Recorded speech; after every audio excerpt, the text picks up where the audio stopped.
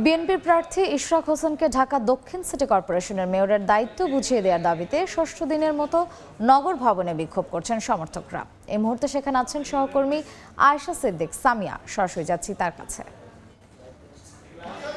পূর্ব ঘোষণা অনুযায়ী আজও কিন্তু চলছে ঢাকা দক্ষিণ সিটি কর্পোরেশনের যে নগর ভবনের সামনে গণ অবস্থান কর্মসূচি। আমরা কয়েকদিন ধরে কিন্তু দেখে আসছি যে ইঞ্জিনিয়ার ইশরাক হোসেনের যে মেয়র পদে যাতে তাকে শপথ গ্রহণের মাধ্যমে দায়িত্ব বুঝিয়ে দেওয়া হয় তার জন্য কিন্তু তারা দাবি জানিয়ে আসছিল এবং আজও কিন্তু সেই কর্মসূচির অংশ হিসাবে চলছে এই গণ অবস্থান কর্মসূচি। আমরা দেখেছি বেলা 10টায় এই অবস্থান কর্মসূচি শুরু হওয়ার কথা এবং সেই অনুযায়ী কিন্তু বিভিন্ন স্থান থেকে নেতাকর্মীরা এখানে জড়ো হচ্ছেন।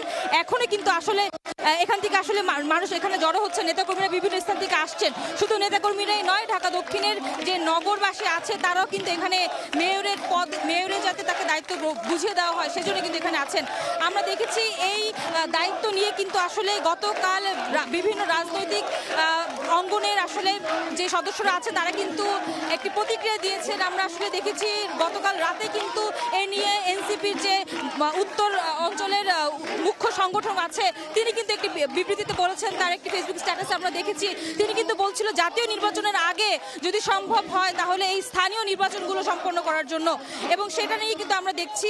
এছাড়া ইশরাক হোসেনও কিন্তু আসলে বলছেন যে তিনি কিন্তু গত 2-3 দিন আগে কিন্তু আসলে একটি আবেদন দিয়েছিল সরকারের কাছে যে শপথ গ্রহণের মাধ্যমে তিনি এই মেয়র পদে দায়িত্ব গ্রহণ করতে চান, কিন্তু এখন পর্যন্ত আসলে সরকারিভাবে কোনো বিবৃতি কিংবা কোনো কিছু তথ্য কিন্তু জানানো হয়নি। পাশাপাশি জানিয়ে রাখি আমরা কিন্তু আসলে দেখছি যে এখনো কিন্তু উত্তাল আসলে এই অঞ্চলটুকু। সেই প্রেক্ষিতে কিন্তু আমরা দেখছি তারা স্লোগানে কিন্তু ইঞ্জিনিয়ার ইশরাক হোসেনের যে পদে যাতে তিনি দায়িত্ব গ্রহণ করে সেটাই কিন্তু তারা বলে যাচ্ছেন। তো এই ছিল আমার কাছে নগর ভবন থেকে আজকে সকালের পরিস্থিতি। সরাসরি ছিলাম নগর ভবনের সামনে।